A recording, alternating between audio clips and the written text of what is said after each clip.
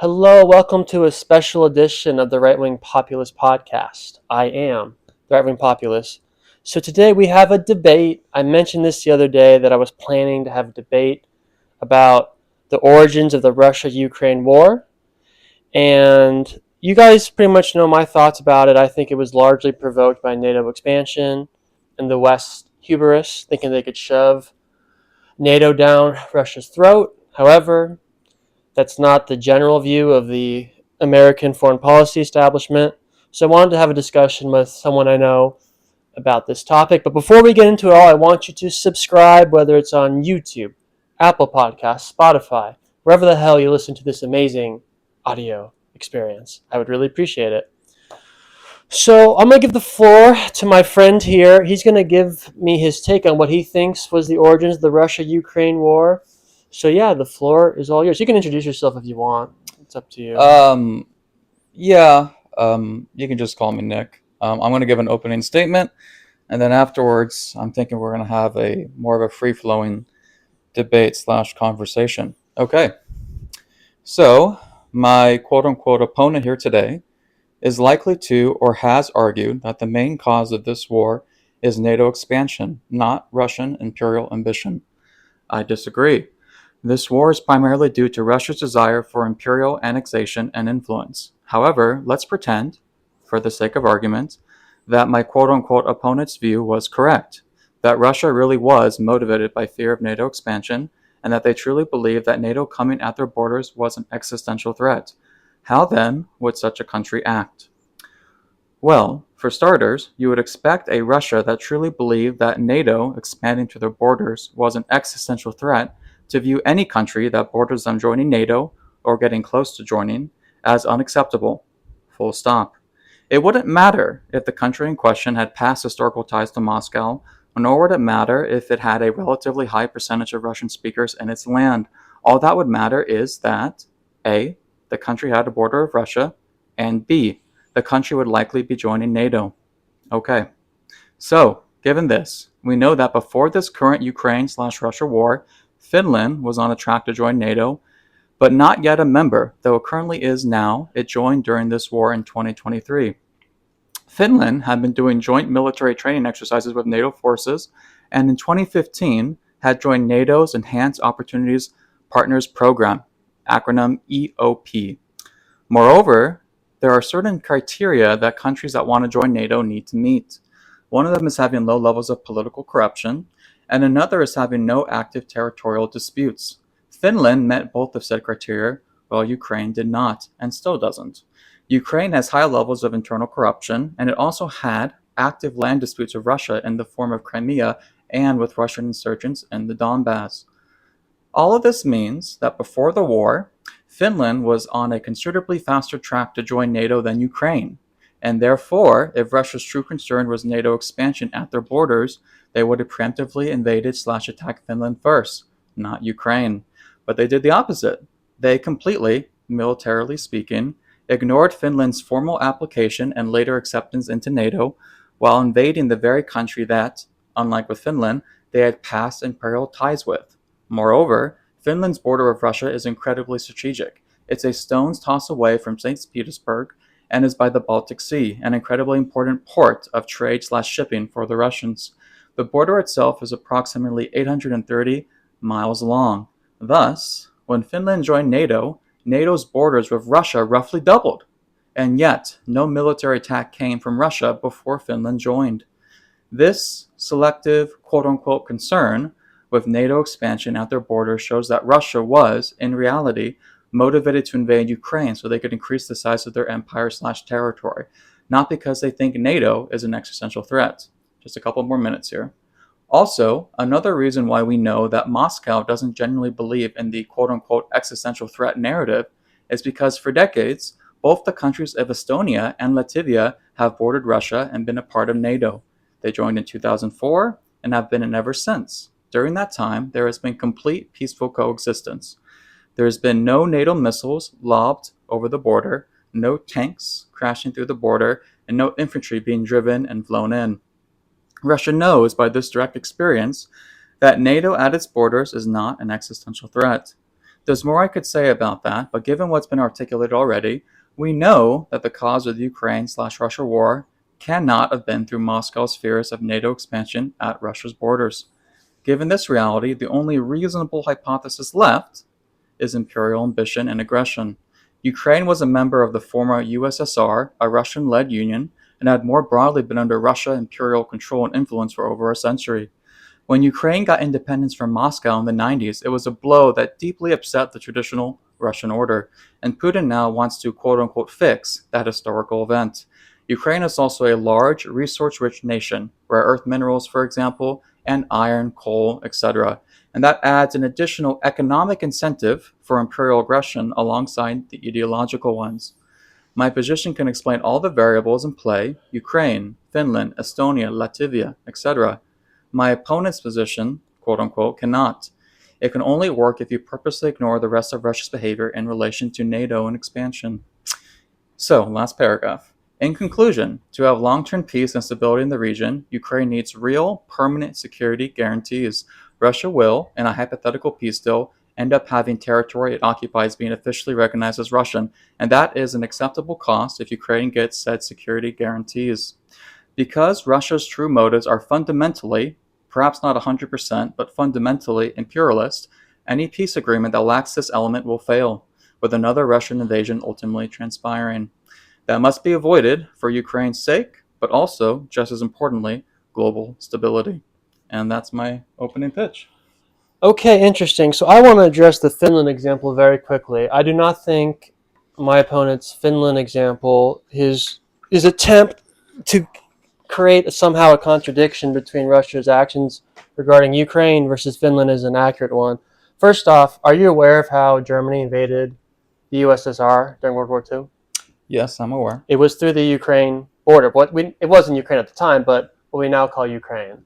Yes, that's The reason for that is the accurate. Ukraine territory is extremely important geographically for Russia, not just because of its location, but because of the terrain itself. Mm-hmm. Finland's a very rocky terrain. In fact, Germany even tried invading Russia through the Finland area, but they struggled because of that terrain. Ukraine is almost right in the central area where you can get into Russia. Just from a geographical standpoint, it is much more geographically important than Finland. No serious geopolitical analyst would suggest otherwise. You have to be very naive to think so. And if you look at the history of the Soviet Union, which is now Russia, you can understand why they would have security concerns of being potentially invaded just based off the history, like I said, of World War II. And respectfully, Finland was always, to Russia, there was more of an annoying sort of neighbor, as opposed to Ukraine, where you had at least two instances from Russia's perspective where they believed you had direct Western interference, with the Orange Revolution in 2004 and 2014 with the Maidan coup. Both examples, you had at least allegedly an elected government from Ukraine that was at least neutral or pro-Russia. However, both of those governments were either overthrown through challenges to election results in 2004 or through what I would and most people would describe a coup in 2014 backed by the West. So unlike Finland, you had direct involvement, manipulation in the West at least twice in Ukraine that never happened in Finland. So I just think your Finland example, with all due respect, is misleading. The last part about Finland, because you spent so much time on this, Go ahead. is you have to remember that it is true, and you make the point correctly, that Finland was creating ties with the West for years. However, by the time Finland actually joined NATO, Russia had already started its war with Ukraine. It simply did not have the resources to combat two simultaneous wars at the same time. When you have limited resources, which Russia has, and don't have unlimited resources, you have to make decisions. And again, no serious political or geopolitical analysts would seriously argue that Finland is just as important geographically and strategically than Ukraine is. So of course, given the option to either defend their interest in Ukraine versus Finland, they were always going to pick Ukraine. And the back of this up, Russia for years had made it clear to the West that Ukraine was different. They had been saying for years, again I emphasize this, that they viewed it as a direct act of war if Ukraine were to ever join NATO. And in fact, in 2008, at one of these European summits regarding NATO, there was basically a symbolic vote about potentially having eventually having Ukraine join NATO. Angela Merkel, the former Chancellor of Germany, have you heard of her? She voted against it, and she was asked why. And the reason she gave was because she said that would be seen as an act of war from Russia's perspective. And here's the bottom line to the whole story of this. From a realist point of view, no great power allows another great power to join their hemisphere. I'll give you another example. The Cuban Missile Crisis. When Russia put potentially nuclear weapons, I think they were nuclear weapons, in Cuba, we viewed that a direct threat.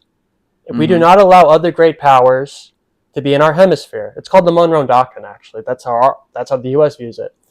If you have Ukraine in NATO, you are directly putting, you get weapons and soldiers. I mean, they've been getting offensive weapons for years, but the point is you also get NATO soldiers, remember, NATO is basically the United States. I mean, that's the reality. So you have that happening, and that's just unacceptable from a great power perspective, from a realist perspective. So I could go on, but if you want to address any of my points, yeah, you said a lot, which is totally well, you fine. said a lot too. So I know. I wasn't criticizing that. I was just making the observation. Fair You enough. said a lot. I said a lot too, of course, as well. So I'll try to address most of what I can, Sure. but I might not be able to address all of it directly, which No is problem. fine. We're Yeah, just fine. trying to get our views across here. Sure. So number one, I do want to talk about your argument that Ukraine is more strategic.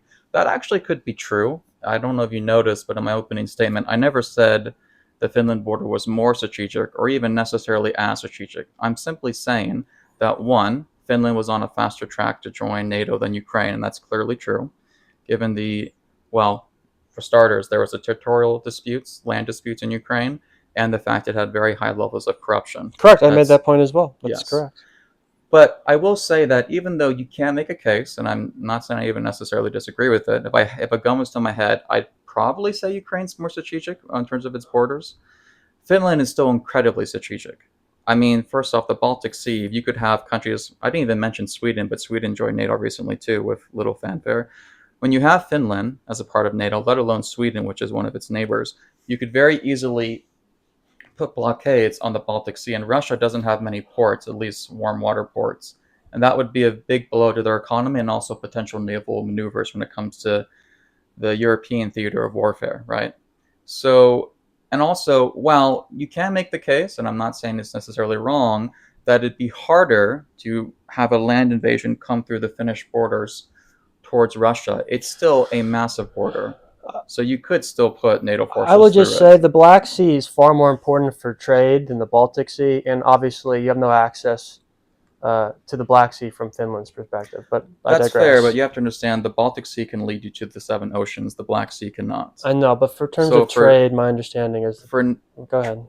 Again, you can make the argument, and we could look at the data. I'm not sure if that's true. It could be true. But they're both important for trade. And for naval maneuvers, you would acknowledge the Baltic Sea is more important access for naval maneuvers.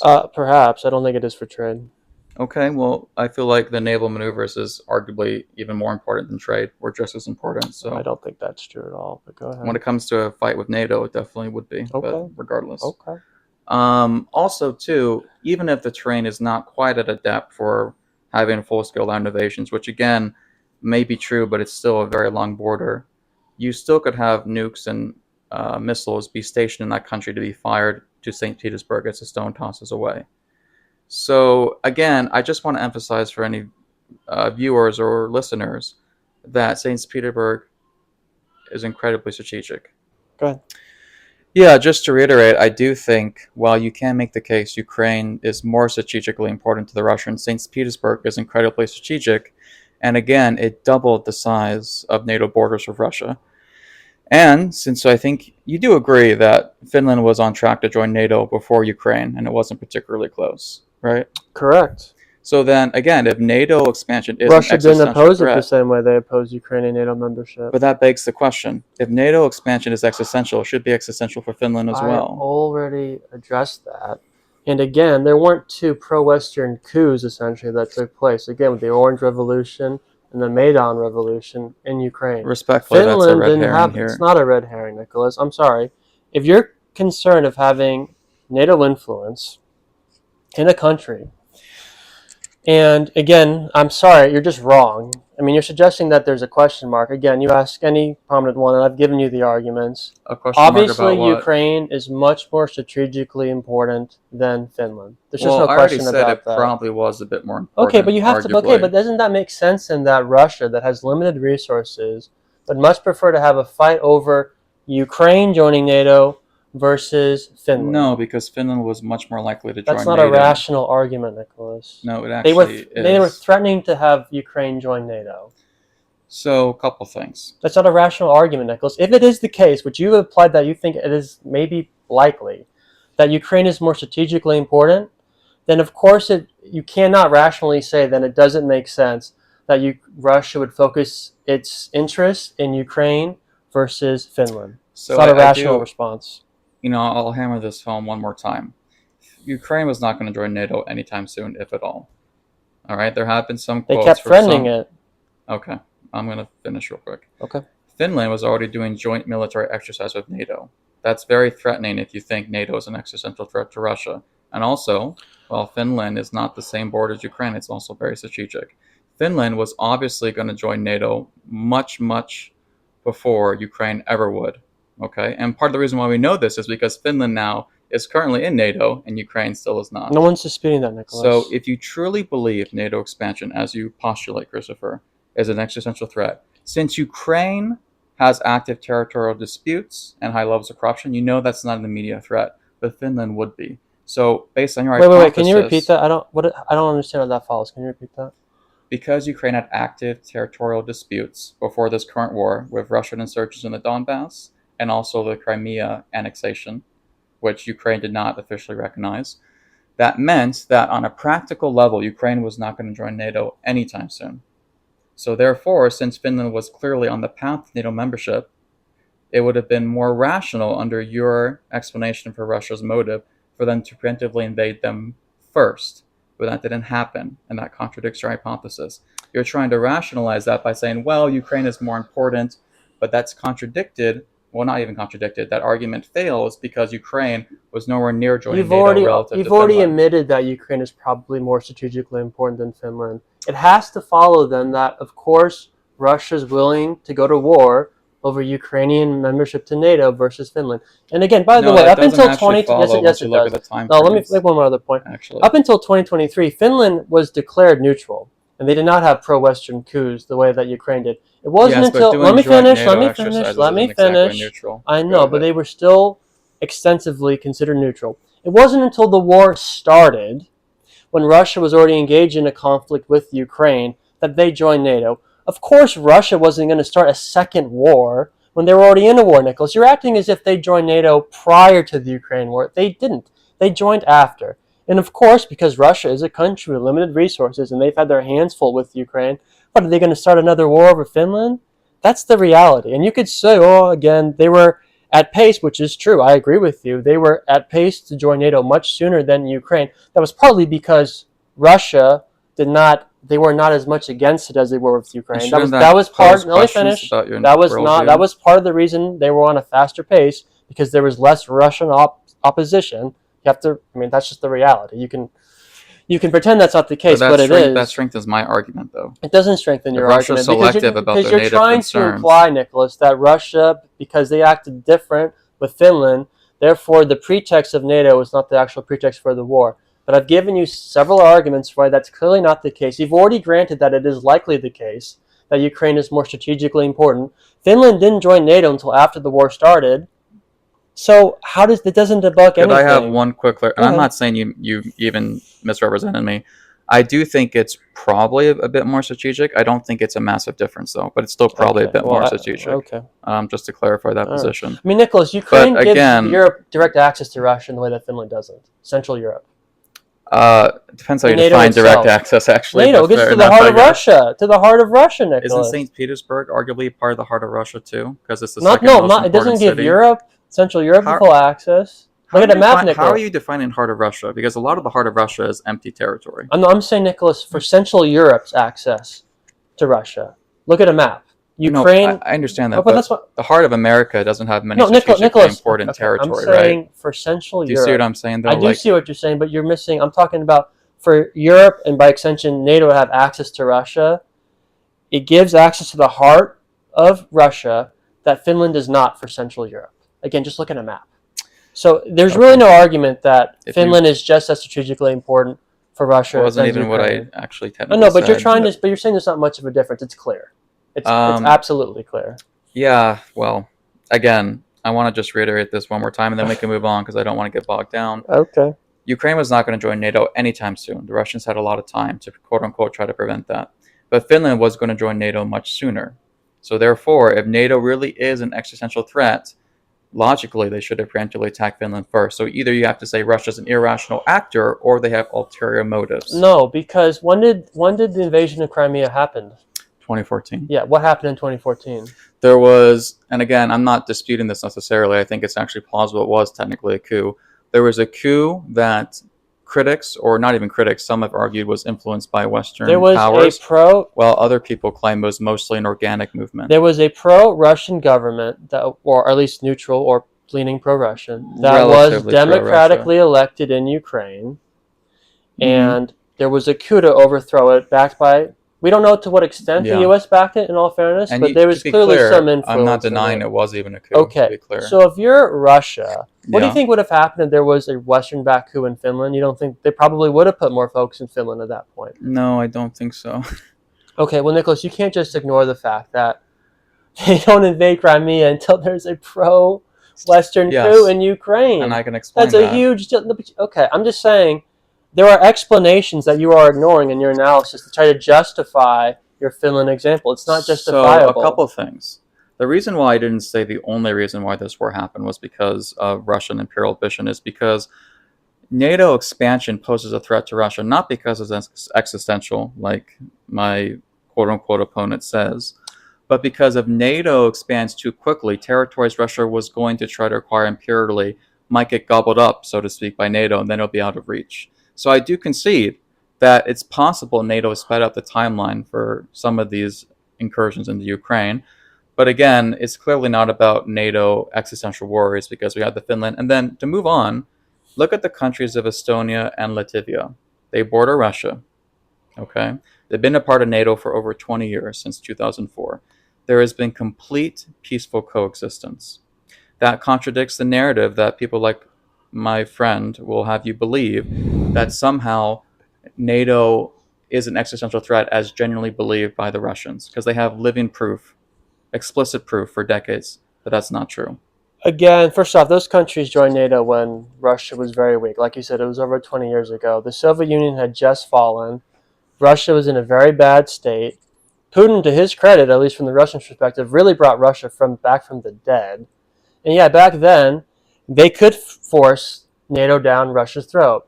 And they thought they could do the same thing with Ukraine, and Russia said no.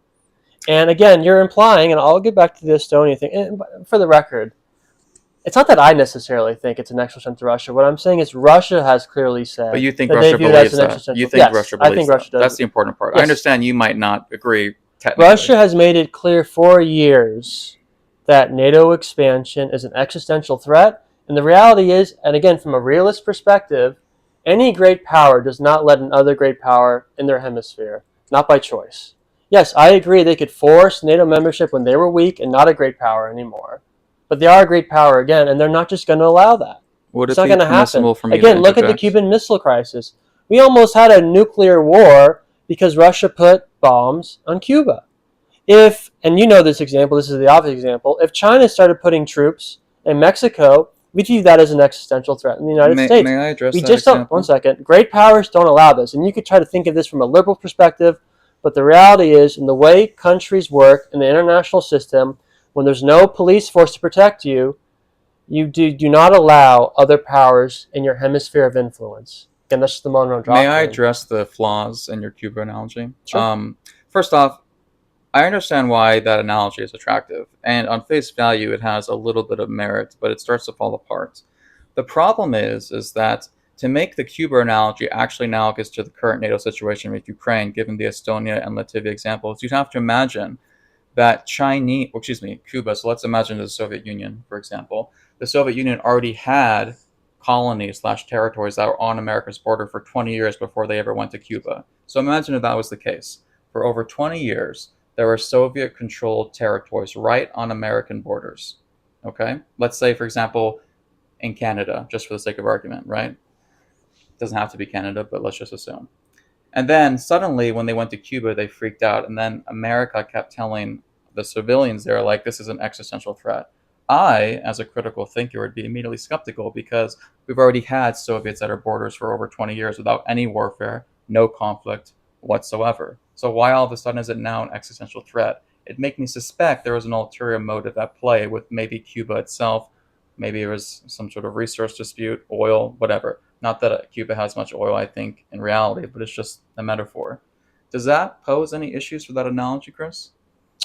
No, not really. Why not? Well, a couple of things. Well, number one, you're not really addressing the question. You're sidestepping it by trying to bring up What part did I not hypotheticals. address? You're not addressing the question of whether or not did the United States view it as an existential threat when another great power put With weapons Cuba at the... specifically? Yes.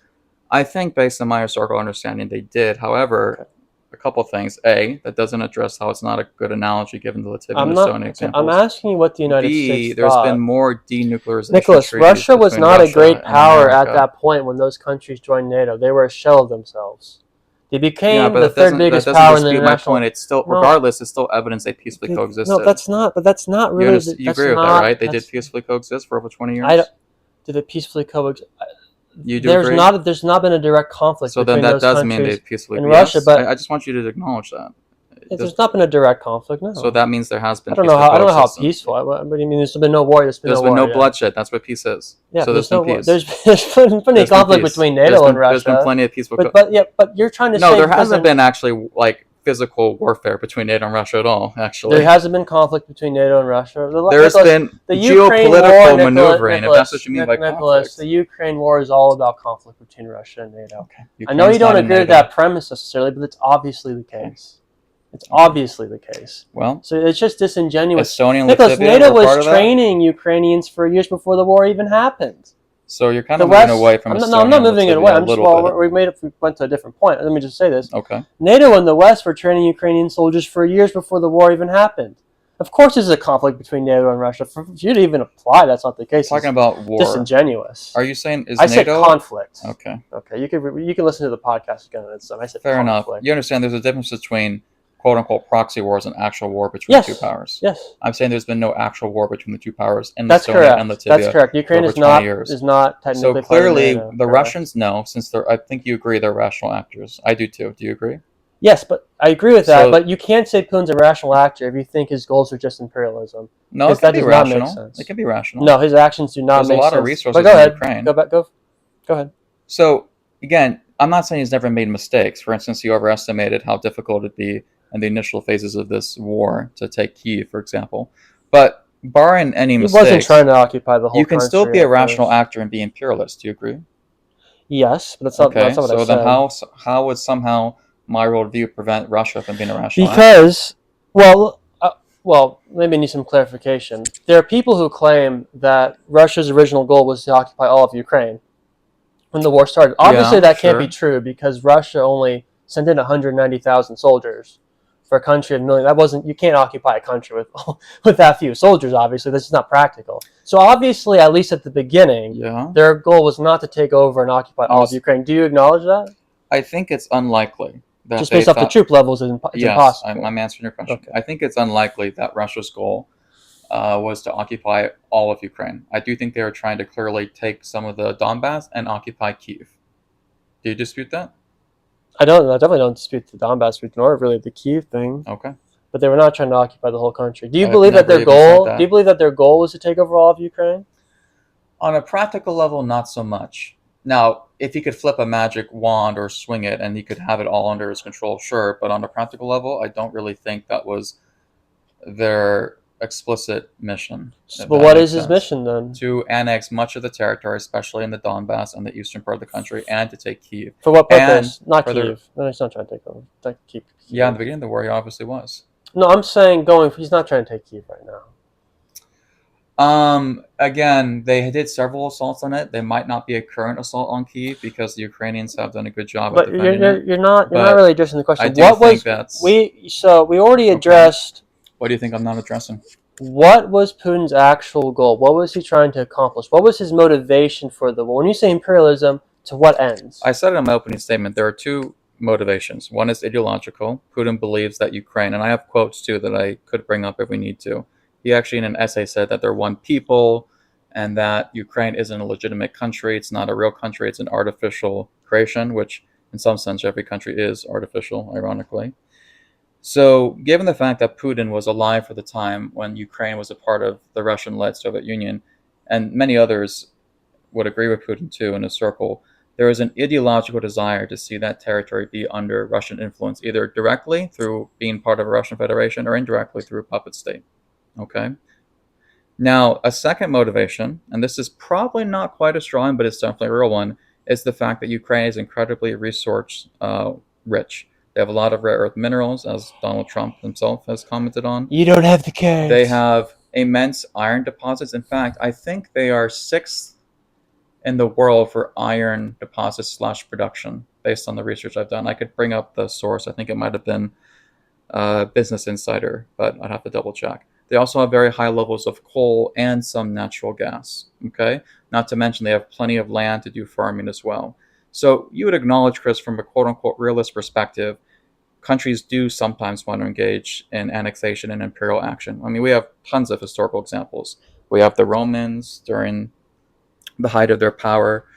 Of course, we have the 20th century regime of the Nazis that acquired territory as well. Nations will, and from a realist perspective, want to engage in imperialism. So you seem to think somehow that it's a kind of dichotomy. Either you think NATO expansion caused the war or you're not a realist. Now, I don't care what label you give me. I just think what I'm saying is true based on evidence. But you would acknowledge from a realist perspective, there's nothing inherently contradictory per se for saying there's imperial motivations. Well, I don't know what you bring up. I don't think from a realist perspective. You brought it up first, technically. No. But I'm not sure how that has to do with your argument. I think from a realist perspective, what Putin is doing is clearly not imperialism. So that's why I don't know why you bring up realism, because I think you're trying to make the argument. I disagree, but you would agree in principle. I understand you might dispute. No, just from a realist perspective, again, well, maybe you could call this imperialism. No great power is going to allow another great power to be in their hemisphere of influence. That's just, from a realist perspective, that is just not allowed. Point blank. Okay. Well, then why did they allow it with Finland because and Estonia I and already told, because they weren't a great power when Estonia and those other countries joined 20 years ago. They were not a great power anymore. How many times, Nicola? How are you defining great power? Russia's powerful, but I don't even think they're necessarily. Do you not think they're the third most powerful country in the global system? Not necessarily, at least. No, you can make a case. India has nuclear weapons, a much larger population. Okay. If India was to fight a war with Russia, I think there's a good chance India would win. Actually, I don't think. And India has a massive economy. I'm not sure that's true, and I don't think most people would agree. Close to 1 billion people. It is generally okay. I think Russia is clearly the third most powerful in population, and in terms of land area, it's not quite as big as Russia, but India is still a massive country. So I'm not convinced at all Russia is the third most powerful nation. I don't think many geopolitical analysts would agree with that, but I could be wrong. Well, I don't really care what a hypothetical person says, quote unquote expert. I care about the evidence. But that's a very interesting view. Well, Russia has far more nuclear weapons than India does. You don't think India is very powerful? No, I don't think they're the third most powerful. Country. I think it's the United States number one. Oh, I'm not disputing that. U.S. and China. I know. And then Russia's number 3. They're the weakest of the 3, but they're clearly the third most powerful. Well, you only need so many nuclear weapons before it actually. And they have far more nuclear weapons. Redundant. They have the most nuclear weapons of any country in the world. Russia. Yeah, not all of them would be easily usable. Their military. Well, now you're just coping. No, because many people thought Russia was much more powerful before this war happened, and then while Russia's still winning, they did vastly underperform expectations. Nicola, there are people claiming that Russia was trying to take over all of Ukraine, which was clearly not the case, just based off the amount of troop levels they put on. As you said earlier, I don't really care what a hypothetical person says. Well, again, fair enough, but you brought it up too, so we're going to bring it up. Sure. There is plenty of reason to think Russia underperformed. Doesn't mean they're not winning, quote unquote, but this idea that even pro-Russia people, for instance, Colonel McGregor, someone you like a lot, I don't, but you think he's a valid opinion. He's okay. He himself thought the war would be over very quickly. I've brought up old tweets of his from X. That's part of the reason why I don't like him as much. He got predictions wrong. So I'm saying that it wasn't just quote unquote more pro-Russian people who thought this. It was everyone who generally thought the war wouldn't last very No, long. but by the way, one of the reasons Ukraine did better than expected at the beginning is because they were being trained by NATO for years prior to the war. Now you could say, well, that's Sure. because they were, Crimea was invaded by Russia, so they had to. It's like, yeah, but the invasion happened because of the Maidan coup. They weren't going to No, I invade. don't They really. weren't going to invade Crimea. Well, okay, you could say they weren't, but they did it almost immediately after the coup took place. How come And in? let's So also go remember ahead. that the West undermined the Minsk Accords. They basically I told, disagree with that. well, they clearly did. Okay. Okay, well, they clearly did. We don't Look, I'm want to not get a big fan of sidetracked the. too I'm not a much, big but fan of the Minsk Accords because they didn't Putin actually himself called address. it was void when he invaded, so Yeah, he because the West explicitly was disregarded undermining it. it. But again, Again, the I Minsk don't think Accords that's aren't an even. accurate Well, narrative. fine. That's probably Honestly, another conversation, though. It'd be a long that's rabbit fine. hole. Honestly, I'm not a. I don't really care about the Minsk Accords because at the end of the day, they didn't address the underlying problem between Russia and Ukraine, which is NATO. And again, this cannot be emphasized enough. Russia had been telling the West for years that Ukraine was a red line. And this was understood by Europe. Why Again, the was West Ukraine a thought that red they line, could but shove not it. other countries if I've already NATO addressed can't? that if you don't The believe the argument arguments. doesn't work. Okay, well, that's Doesn't fine. that imply that they feel like, because Putin himself said that they're one people, they have imperial ties with that country historically? Nicholas, Putin has said things such as, essentially, you don't have a heart if you don't wish for the Soviet Union to come back, but if you actually wanted to, you don't have a head. The point is, yes, he has made symbolic gestures about how he misses the old Soviet Union, but he has also We're not acknowledged that talking it's about not all of the Soviet practical. Union, though, Okay, technically, but I don't really to be care fair. what Putin would want. I care about his motivation for what he's doing. And I'm Yes. sorry, just simply saying this is Russian imperialism is just not the most rational explanation for Putin's actions. Okay. The most rational explanation from a realist perspective, and Putin is obviously a realist, is you had a great power trying to put, literally, they did a coup in Ukraine, the West, that they were putting pressure on Russia directly, and great powers don't allow that. So, of course, Russia was going to respond with an invasion, which is what happened. And they're not trying to take over Ukraine, which you are not saying is the case, but they are taking over the eastern part of Ukraine so they can have a buffer between them and Europe. And I agree with you that they would like Ukraine to be a vassal state, and that's the most likely outcome, and it's a shame. But the reality is that's what Ukraine has been to the West for all these years, too.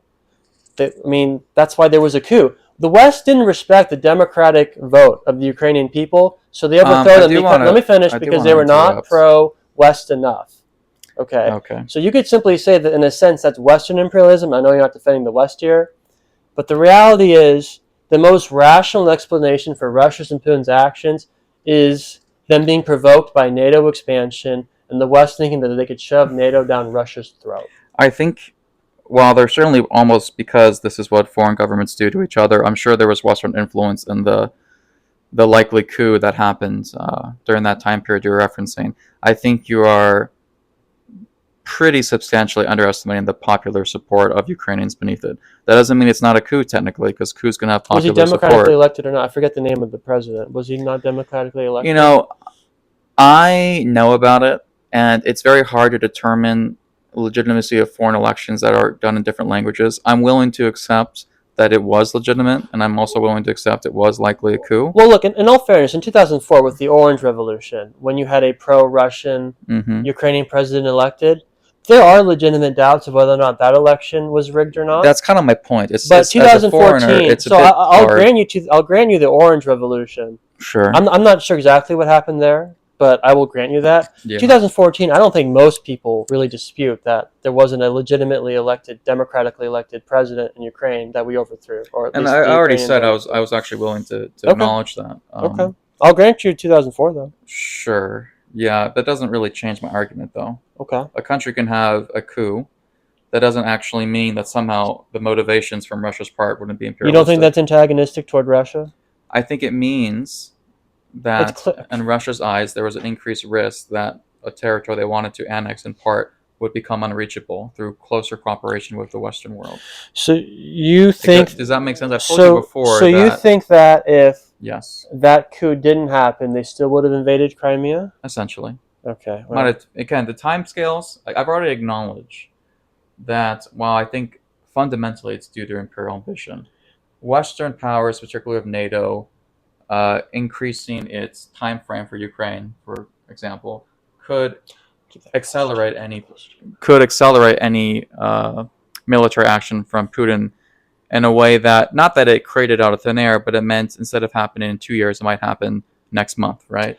But fundamentally, yes. Okay, I find that very unlikely that they would have invaded Okay, Crimea, well then why was just Finland not because touched? the government at the time, if anything, as you said, was pro-Russia, and they were willing to work with Russia. By the way, for the record, Zelensky at first talked about trying to get along with Russia. And by the way, another point that goes against at least somewhat your narrative regarding NATO and what this war is really about. Yeah. Ukraine and Russia was negotiating just a month into the war, and Turkey was the mediator, and you had Western influence to stop the negotiation. And Boris Johnson, who at the time was the prime minister, or just had just been the prime minister of the United Kingdom, he told the Ukrainians that you shouldn't sign any peace agreement with the Russians, that, and essentially you need to fight, but the West will back you. They completely undermined the negotiations, because the reality is the West wanted this war with Russia. They want to go to war with Russia, and they're using Ukraine as a vessel to do it. They don't care. And I know you're not defending the West here. I know you're not defending the West here. But Not the West doesn't necessarily. care I mean, about I Ukraine. like the West more than They don't Russia, care about. but They don't care about democracy. They wouldn't have overthrown the democratically elected government in Ukraine. I think you're underestimating just how much genuine, for better or for worse, populist support was in Ukraine. Again, I'm not condoning coups. That's one of the reasons why I don't like Trump. But again, I think you're underestimating the real, genuine populist movement in that country. Peaceful and patriotic. It's Go interesting to the that you can be Capitol. so dismissive. Peacefully and patriotically. I do want to just say, Fake news. when was my train of thought? Yes. So you're saying, well, it was a pro-Russian president. Fair enough. Let's say Ukraine Correct. had so many pro-Russian presidents that they actually asked to become a vassal state of Russia. Well, then fair enough. But at that point, that's still Putin's imperial ambitions being fulfilled. So at a certain point, if you're going to argue, well, Nick, if Ukraine became so pro-Russia that they basically allowed themselves to join the Union, almost like, I don't know, like a territory of Texas that was technically independent, but eventually liked America so much that it decided to join the Union. Well, then, yeah, because that's just another way you could achieve your imperial ambitions. But that's not imperialism. So that doesn't contradict my narrative. That's not imperialism. If the country willingly joins another country, that's not imperialism. So you're framing that as but I'm saying that on a practical level, it achieves the same end. Okay, but that's not. Yes, but that imperialism. That's a means to an end. Exactly, it's not the end. But you're making it sound like. So I'm saying Putin wants to acquire more territory. But it's not imperialism if a country willingly joins another country. Yeah, but on a practical level, it suits the same goal, so it doesn't contradict my overall narrative. Okay. Would you acknowledge that? Okay, but you're the one who. Do you acknowledge that then? I acknowledge that, but you're the one who used imperialism in an incorrect way, trying to make it seem more evil. That's a fair point. Oh, imperialism. Not in your hypothetical. So when I use imperial, I'm not making a moral judgment. I'm just making an observation in general when I use the term. Now, if you want to say that I should have said it was on a practical level like imperialism in the sense that it achieves the same end, fair enough. That's probably a better way to put it. In all fairness, if a country, quote unquote, willingly joins, but they're only doing it because they're being massively pressured, then that's still kind of imperialism in a sense, right? Like if Maduro, like what's happening right now in Venezuela, if Maduro steps down because he's receiving massive pressure from people within inside his country, but mostly from the United States. Basically, the threat, if you don't step down, we're going to invade and fucking kill you. That's still U.S. imperialism, because even though if he willingly steps down, quote unquote, it's really not, because it's not really by his choice. That's actually part of the reason why there are some politicians in Ukraine who want to be pro-Russia, because they're afraid if they're not, Russia will invade them. Sure, I'm not disputing that. That's partly why. But it's also because a large percentage of Ukrainians who self-identify as Russian, particularly in the eastern part of Ukraine. Probably not large enough since they fought hard so much. I'm not saying most. And also, you can identify. You don't think a majority of people in the Donbass region identify as Russian? Depends what you mean by identify. I don't think they want to be part of the Russian Federation. Most of them, though, I'm sure a somewhat. Okay. Depends what you mean. I'm sure there is a notable percentage, though a minority, who would be okay with it and or want it. Okay, that may be true. I believe the pro-Russian candidate.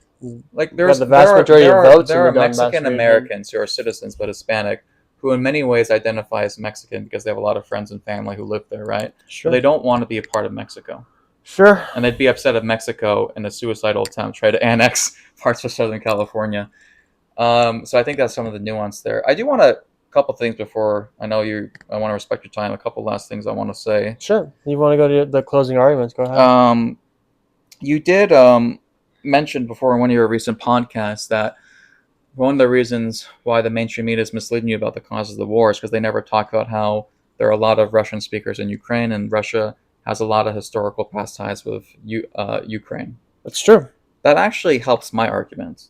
Because again, if it was just about existential fear of NATO expansion, it should not matter at all whether or not the country in question has historical imperial ties to Moscow, nor should it matter how many Russian speakers are in that country from a defense perspective. Do you acknowledge that? Yes. So then that argument doesn't actually help your case. It I actually wasn't. I leans in my case. wasn't making an argument that justified Well, if the you war. want to do arguments that help my case, that's I was fine. making but the it's a big- argument that, at least in part, it explains why there was a coup in 2014, because there is a lot of pro-Russian sentiment in Ukraine. That was But I that think, the part of explains it. I'd there's have a to coup in- re-listen to no, the that would be the podcast. opposite, because- No, I'm saying is there is a strong pro-Russian sentiment in But Ukraine. that wouldn't explain the coup in 2014 because It the does. people No, did the coup no, were no, pro-Western. But it was backed by the West. It wasn't. I'm saying the democratically elected president was democratically elected in part because there is a lot of pro-Russian sentiment in Ukraine. There is a lot of people who Sure. identify as Russian in Ukraine. My Okay. point was, and I have to re-listen to the podcast segment, I agree with it, doesn't justify the conflict. NATO was From the your reason own why. narrative is what I'm saying. No, but Yeah. NATO is the reason why this war is happening. No, I mean, I know the West, it is true that the foreign policy establishment in the West just doesn't accept that. But again, any other explanation, you have to assume Putin is not acting rationally, and I just don't buy that. No, I think his behavior is rational if you view it through ideological Imperialist and ends? economic imperial ends, yes. Okay. I mean, I know you don't agree with it, but and I know you don't grant I this, thought but Russia's economy was doing worse if you now. were to grant my hypothesis, Isn't Russia's economy doing because worse sometimes it's like taking out debt to start a business. You sometimes have to suffer now? That's debt a to get big longer debt. They're the advance. most sanctioned country in the And world. Let me finish. I don't buy that. Putin did make a genuine mistake by miscalculating how Their difficult pipe the war- bomb got blown up. They didn't do May I- this for may I- economic may I- reasons. may I I don't buy finish? that at all. Yeah, go ahead. Number one, I did say that Putin made a mistake because he miscalculated how difficult the war would be. Yeah, okay. You've already acknowledged yourself. That would mean he's not acting rationally then, right? No, he's you making a can mistake. make a mistake, but still act rationally as long as you respond to that mistake in a rational way. That's true.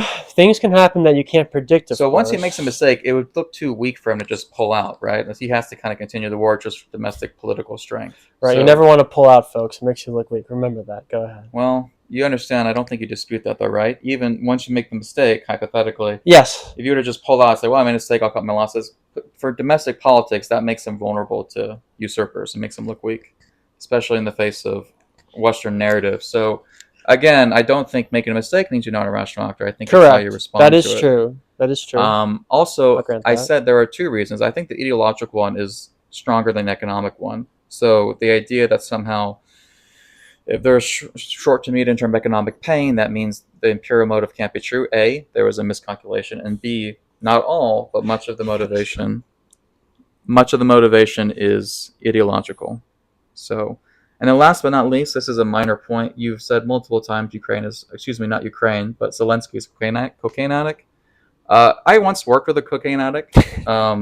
Zelensky looks pretty sober to me. There's been no actual evidence that he uses cocaine. That's a common dig that pro-Russia people usually say, though perhaps not exclusively pro-Russia people. Just for the audience, in case it wasn't sure if he was joking or not, there's not evidence for that. Really? I've worked around cocaine users. They don't act like how Zelensky asks. I know they act better. So They act no, way better. they act way worse. Okay. I've lived it. Maybe Nicholas, Trump don't does. use my Anyone name. can do it. So, in conclusion, just to wrap this up a bit, my central thesis is that this war was provoked by Western hubris and NATO expansion. Russia made it clear for decades that Ukraine joining NATO was unacceptable. The Bush administration stated that Ukraine would eventually join NATO. The Obama administration made similar remarks. The Trump administration didn't really, in all fairness, although President Trump in his first administration did give Ukraine lethal weapons. Again, just more provocation from the West toward Russia. And when Joe Biden got into office, when he was quote-unquote elected, he really escalated with Russia.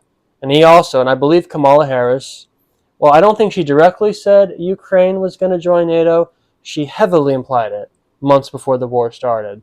The point is, the West, once again, thought they could shove NATO down Russia's throat, and Russia said no. They're much more powerful than when Estonia joined NATO. Finland is not as geopolitically important to Russia as Ukraine is, and you have not had Western meddling in Finland like you've had in Ukraine. So my general thesis is this war was provoked by NATO expansion. Putin is acting rationally. He's acting from a realist perspective. And any realist, again, if China started putting troops and had weapons on the Mexico border, we would view it as an existential threat from the United States perspective. And one other last point, again, just because you have similar situations doesn't mean a country's going to react the same. Just because Finland is another country that borders Russia that joined NATO doesn't contradict or mean that their plight regarding NATO membership with Ukraine isn't justified. For instance, the United States, we put a border wall on the Mexican border. We have not done that on the Canadian border, not because we don't really care about border security, but because there's more of a risk, you could say national security risk, from the Mexican border than there's from the Canadian border. For instance, more drugs coming through the Mexican border than they do from the Canadian border. So that's why we put more resources on the Mexico border. That doesn't mean we don't care about border security. It doesn't mean that we shouldn't have any security when it comes to Canada. But the point is, you put your resources strategically. And it was obviously more strategically important for Russia to put their resources and energy versus Ukraine joining NATO than Finland. So you can respond now. Yeah, he said a lot. I'll just recap some of the basic points and issues with my quote unquote opponent's arguments. Again, his rationale for why Ukraine was a red line for Russia is not because Ukraine had past imperial ties, because that would help my argument. He's claiming it's because they viewed NATO expansion at their borders as not just an inconvenience, not just as an irritant, not just as like a so-so problem, as an existential threat. Okay? Now, if Russia truly believed NATO was an actual threat, they wouldn't have acted nonchalant when Finland joined NATO, and therefore NATO's borders with Russia doubled in size overnight. The idea that Russia fundamentally wouldn't care about that, but also they view NATO expansion as an existential threat, that is an incoherent reality. It's just the fact of the matter. And again, it's also incoherent to say that Russia generally believes NATO is an existential threat if NATO's been at their borders with Estonia and Latvia, technically Norway too, but that's a bit more complicated, for decades, and no war has broken out. Again, that historical fact contradicts this claim from my opponent. And lastly, just to reiterate on the missile at their doorstep, again, if China had China colonies on the Canadian and Mexican border for decades, Chinese colonies for decades, without any warfare whatsoever, but then suddenly China wanted to set shop in Cuba and we all freaked out, that would be suspicious. Because the argument was an existential threat would be contradicted by the fact that in this alternate timeline, we were perfectly content to allow Chinese colonies and territory to exist at our borders for decades. So when he brings up the Cuba Missile analogy, it fails once you factor in all the relevant variables. There's more I can say. I just want to reiterate to the audience, just because you come to the conclusion, if you end up agreeing with me, that Russia is doing this for imperial reasons, it doesn't mean you have to reject other parts of your worldview, like Iraq war being bad, which is true, or that America should avoid engaging in its own aggressive regime change and imperial action, which is also valid. This has no bearing on your broader ideological views, though I'm sure I would disagree with some other parts of populism and right-wing politics. The right-wing populists. But, again, you can agree with me, and that doesn't mean you have to change your fundamental worldview. It just means you understand that, just like America has been in the past, Russia has ulterior motives. And I'll leave it at that. All right, I really enjoyed the discussion. If you, the audience, likes this podcast as well on YouTube and all of the other platforms, maybe we'll do it again. But before we go, I want to remind you to subscribe, whether it's on YouTube, Apple Podcasts, Spotify. If you are listening on YouTube, like and comment. I would really freaking appreciate it. Thanks so much for the debate, Nicholas. See you guys tomorrow. Bye-bye.